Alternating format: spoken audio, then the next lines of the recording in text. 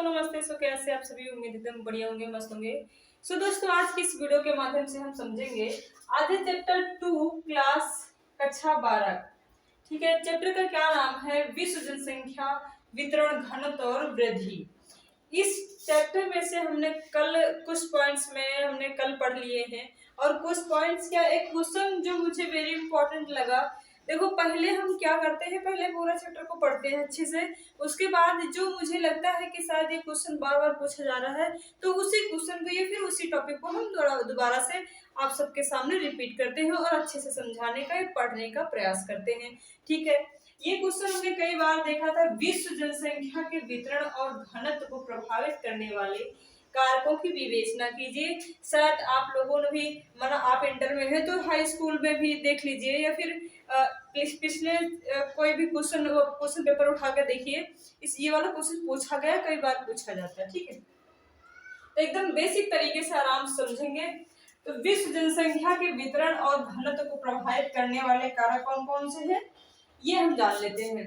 सबसे पहले कितने कारक होते हैं? भौगोलिक कारक, आर्थिक कारक, सामाजिक व सांस्कृतिक कारक। कितने कारक हुए? 3 कारक हुए। कौन कौन से? भौगोलिक, आर्थिक और सामाजिक व सांस्कृतिक कारक। ठीक है, भौगोलिक कारक में सबसे पहले 3, इसके अंतर्गत भी छोटे छोटे पॉइंट्स के माध्यम समझेंगे एक एक करके। सबसे पहले हम भौगोलिक कारक को समझेंगे। भौगोलिक कारक में कौन कौन सी? देखो, भौगोलिक का मतलब ये होता है कि जैसे जल की उपलब्ध, जैसे जल है, भू आकृतियां हैं, जलवायु हो, मृदाएं, जो मतलब कि प्राकृतिक से जो रिलेटेड है, जो प्राकृतिक की देन है, उसको हम भौगोलिक के नाम से जानते हैं। भौगोलिक कारक पढ़ी लिखी भाषा में भौगोलिक कारक या फिर प्राकृतिक देन, और ऐसे भाषा में, नॉर्मल भाषा में भगवान की देन। ठीक है, तो ये क्या है? जल क्या है? भगवान की देन ही है। भू आकृतियां क्या है? कि किसी ने बनाया है? पर्वत, पठार, मैदान किसी ने बनाया है? अपने आप ही तो बन जाता है। जलवायु, जलवायु किसी ने बनाई है? नहीं बनाई है। ये सब भगवान का दिया हुआ, तो इसको हम प्राकृतिक या फिर भौगोलिक कारक के नाम से जानते हैं। तो पहला कौन सा है? जल की उपलब्धता। अब विश्व की जनसंख्या वितरण और घनत्व को प्रभावित करने वाले कारक कौन कौन से हैं? सबसे पहले हम पढ़ेंगे जल की उपलब्धता। जल की उपलब्धता जिन क्षेत्रों में, जिन जगहों पर, जिन स्थानों पर जल की मतलब कि उपयोग के लिए पर्याप्त मात्रा में जल की उपलब्धता रहती है, वही लोगों का निवास होता है, वही घनी बस्तियां होती हैं। जहां पर अच्छी या पर्याप्त जल की मात्रा नहीं है, अब यहाँ पर इतना कहीं कहीं होता है कि कुछ ज्यादा ही जल होता, पानी ही पानी होता है, वहां पे लोगों के लिए रहने की जगह ही नहीं है। तो इतना भी नहीं चाहिए, बस पर्याप्त मात्रा में, जहां पर जितना चाहिए लोगों को उतना पर्याप्त मात्रा में जल की मात्रा हो, वहां पर लोगों का अच्छा निवास होता, घनी बस्तियां होती हैं। उसके बाद भू आकृतियां। भू आकृतियां, भू आकृतियों का मतलब ये हुआ कि जैसे क्या पर्वतों पर लोग रहते हैं, जहां पर एक मानव जाति के लिए, इंसानों के लिए एक क्या अच्छी बस्तियों के लिए, अच्छी बस्तियों का मतलब ये हुआ कि जहां पर सभी चीजें उपलब्ध हों, वहां पर उन लोगों के लिए एक समतल जगह और ढालूनुमा जगह होनी चाहिए, जहां पर पर्याप्त चीजें उपलब्ध हो, लोगों को आने जाने की व्यवस्था हो। इसका भी टॉपिक आगे दिया गया है, लेकिन शायद इसमें आर्थिक कारक में दिया गया है कि मेरा मतलब ये हुआ भू आकृतियां भी मानव जीवन में, मानव जीवन के लिए जो भी व्यवस्थाएं हैं उनमें भी शामिल है। इस प्रकार से कि भू आकृतियां मानव जीवन कहाँ पर निवास करते हैं? अधिकतर कि मैदानी क्षेत्रों में, समतल जगहों पर। ठीक है, उसके बाद जलवायु। जलवायु, अधिकतर मानव जीवन, मानव लोग, मानव बस्तियां कहाँ पर रहते हैं? जहां पर उनके लिए, एक मानव जीवन के लिए पर्याप्त या शुद्ध जलवायु होती है, वहां पर मानव जीवन ज्यादा रहते हैं, वहां पर ज्यादा जनसंख्या पाई जाती है। इस प्रकार जलवायु भी हम लोगों के जीवन के लिए उपलब्धता है। ठीक है, उसके बाद मृदाएं। मिट्टियां किस प्रकार हमारे मानव जीवन के लिए लाभकारी है या फिर सहायक है? देखो कुछ क्षेत्र ऐसे होते हैं जहां पर कृषि योग्य भूमि नहीं होती। अब जहां पर कृषि योग्य भूमि नहीं है तो वहां पर मानव जीवन कैसे संभव है। अच्छा जैसे माना कि जहाँ पर पथरीली पथरीली भूमि होती है। अब पथरीली भूमि कहाँ होती है, जहाँ पर वर्ष भर पानी बरसता रहता है, कि साल के 365 दिन के रोज रोज बारिश होती रहती है। वहां पर वहां की जो जमीन होती है, मिट्टियां जो होती हैं वो पथरीली हो जाती, तो वहां पर मानव जीवन संभव नहीं है, क्योंकि वहां ना ही किस खाने के लिए रहता है, ना ही कोई किसी चीज के लिए कृषि की जाती है, कृषि योग्य भूमि नहीं होती वहां पर। इसलिए वहां पर बहुत ही कम बस्तियां निवास करती। लेकिन जहां पर मृदाएं पर्याप्त मात्रा में कृषि योग्य हैं, वहां पर मानव जीवन संभव है और अधिक से अधिक जनसंख्या वहां पर निवास करती है।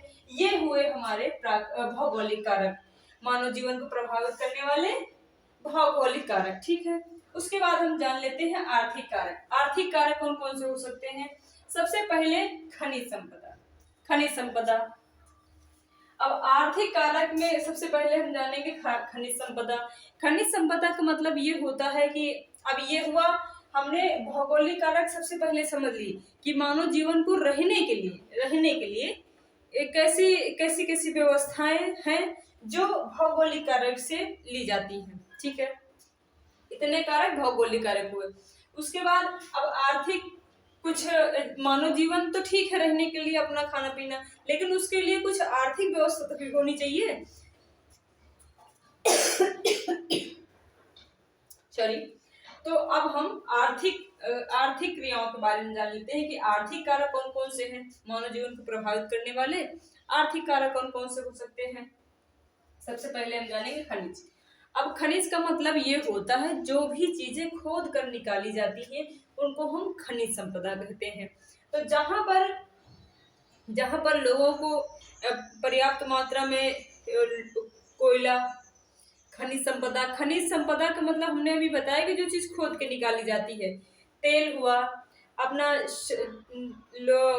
क्या धातुएं हुई, हीरा हुआ, जो भी है, जो चीज खोद के निकाली जाती है, जिससे वो लोग अपना मशीनों से या फिर लोगों से कैसे भी करके अपना खोद के अपना जीवन यापन या फिर अपने आर्थिक स्थिति में सुधार लाते हैं। ऐसे ही खनिज संपदा मानव की जनसंख्या के आर्थिक में सहायक होती है। औद्योगिकरण क्या होता है, जहां पर उन स्थानों पर जहां पर उद्योग बहुत सारे मिलते हैं, उद्योगों को स्थापित करने की जगह होती है, उद्योग होते हैं जिसमें लोग जाकर अपना काम करते हैं, जिसके बदले में उनको पैसे मिलते हैं, जिससे उनका जीवन यापन आराम से अपना चलता रहता है। इस प्रकार औद्योगिकरण भी मानव जीवन में सहायक हुआ। उसके बाद परिवहन सुविधाएं किस प्रकार लाभकारी होती है, किस प्रकार सहायक। परिवहन सुविधा इस प्रकार है, जैसे माना कि किसी भी व्यक्ति को, किसी भी इंसान को एक जगह से दूसरी जगह तक जाना है किसी काम कर लिए, या फिर अपना कृषि, जैसे माना कि कोई किसान है तो अपना जो भी कृषि में अपना खेती उती करके जैसा भी अपना फसल उगाकर एक स्थान से दूसरे स्थान तक अपना जो भी उगाता है ले जाने में भी सहायक होते हैं क्या, परिवहन सुविधाएं। तो इस प्रकार परिवहन जो है मानव जीवन के आर्थिक विकास में सहायक हुए। उसके बाद आधारभूत सुविधाएं, मानव लोग हम सभी वहां रहना चाहेंगे जहां पर हमें सभी सुविधाएं हो।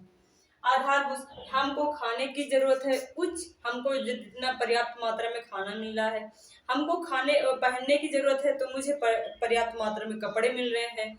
उसके बाद आने जाने की जरूरत है तो वहां हमको साधन की व्यवस्था हो जा रही है। स्कूल की जरूरत है तो स्कूल पर्याप्त मात्रा में पर्याप्त मात्रा, हमारे यहाँ स्कूल भी है, अस्पताल है, सब कुछ है। कहने का मतलब ये हुआ कि हर मानव जीवन वहां पर निवास करता है जहां पर उसके लिए उपयुक्त सभी व्यवस्थाएं हैं। इसलिए उसके बाद नगरीकरण, नेक्स्ट टॉपिक क्या है, नगरीकरण। नगरीकरण का मतलब ये होता है कि जैसे नगरीकरण का मतलब ये हुआ कि लोगों का वास कहाँ पर होता है, लोग रहना कहाँ पर पसंद करते हैं।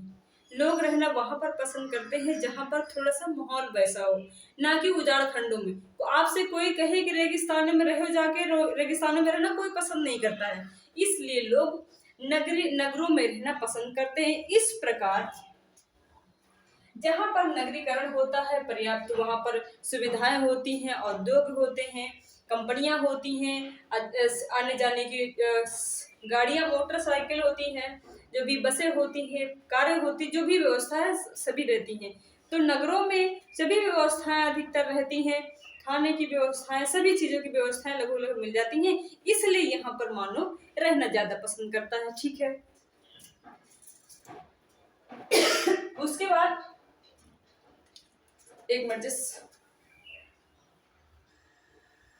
उसके बाद सामाजिक व सांस्कृतिक कारक। सामाजिक व सांस्कृतिक कारक, इसमें वैसे लोग होते हैं जैसे लोगों, हर एक इंसान किसी ऐसी जगह पर रहना चाहता है जिसको वहां पर शांति मिले।